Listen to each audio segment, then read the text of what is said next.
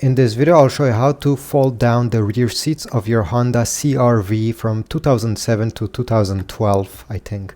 So what you need to do, okay, we're here in the back seats. Make sure that the front seats are pushed in the front so you have enough space for the back seats to fold. Gonna find this small tag or pin, I don't know how you call it, pull on it, and it will release the rear the backrest. This way you'll be able to bring it down and it will fold flat. Same thing for the middle seat. There is one of these. Pull on it to unlatch it and then bring it down. And let's do the last one. Same thing on the side. Pull on it and bring down. You see the front seat here is a bit too close, so you'll need to push it a bit.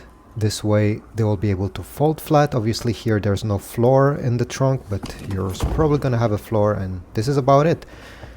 Okay, just have to slam them back in place and pull on a bit on them to make sure that they completely latch so they are secure and ready to be used. Thanks for watching. See you in the next one.